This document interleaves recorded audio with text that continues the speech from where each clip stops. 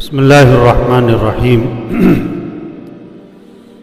حضور اکرم صلی اللہ علیہ وسلم کا ارشاد ہے، بے شک آدمی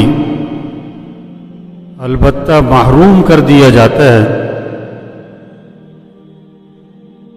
کسی رزق سے۔ بے شک آدمی البتہ محروم کر دیا جاتا ہے رزق سے، اس گناہ کی وجہ سے جو وہ کرتا ہے۔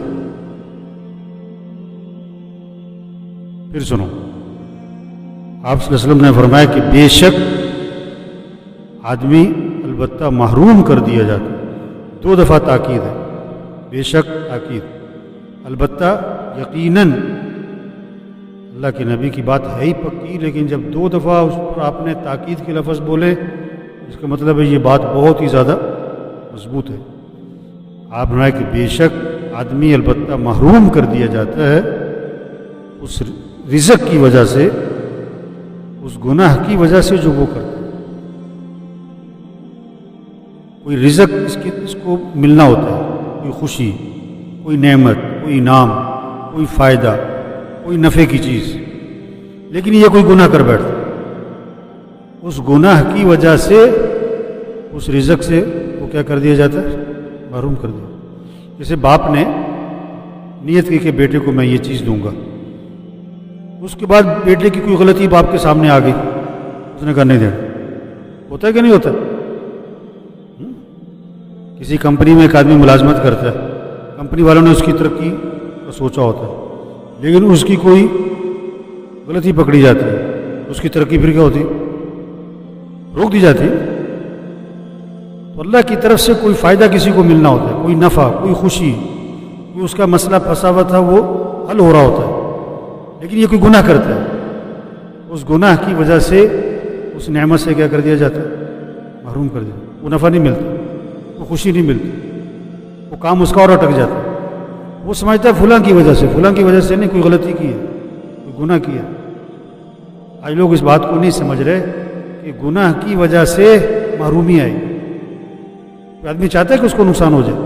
نہیں چاہتا۔ گناہ کیوں کر رہا ہے؟ اس کو یہ پتہ نہیں کہ گناہ کی وجہ سے محرومی آئی۔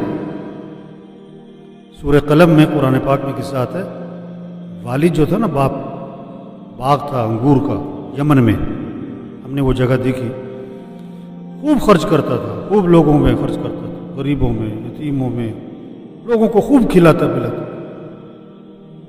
باپ مر گیا، بچوں 3 بیٹے تھے، انہوں نے کہا باپ بے وقوف تھا، ہمارا ایسے لوگوں کو کھلا پلا دیتا، اگر وہ سارا جمع کرتا ہم کتنے مالدار ہوتے۔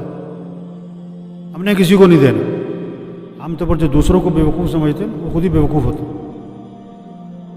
وہ کیا سمجھ رہے تھے کہ باپ بے وقوف تھا، حالانکہ بے وقوف خود تھے وہ۔ انہوں نے کہا ہم نے کسی غریب کو کچھ نہیں دینا، اور رات کو جائیں گے ہم پھل کاٹ، کسی کو پتہ ہی نہ لگے۔ ایک عذاب آیا، قرآن پاک میں آتا ہے فطاف علیہا طائف من ربک وہم نائمون، کہ وہ ابھی سو رہے تھے، اللہ کی طرف سے ایک آگ کا عذاب آیا، پورے باغ کو جلا کے راکھ کر دیا۔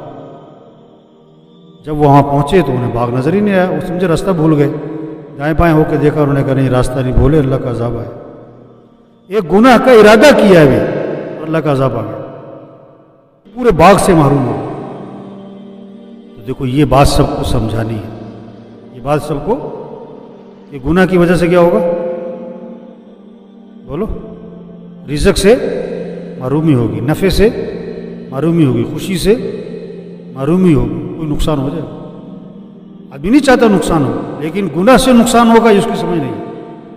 آدمی نہیں چاہتا میں خوشی میرے سے چھین جائے، کوئی نعمت میرے سے چھین جائے، نہیں چاہتا، لیکن گناہ سے خوشی چھین جائے گی یہ اسے پتہ نہیں۔ جس کی سمجھ میں یہ بات آ گئی کبھی گناہ نہیں کرے گا، اگر ہو جائے تو جب تک توبہ نہ کرے چین سے نہیں پڑے۔ یہ سمجھ اگر لوگوں میں پیدا ہو گئی، معاشرے سے گناہ کیا ہو جائیں گے؟ یہ بات دوسروں کو سمجھانی ہے، ٹھیک ہے نا جی؟ الحمدللہ۔ جو کچھ سنا گیا اللہ اس پر عمل کرنے والا اور آگے لوگوں تک پہنچانے والا بنائے۔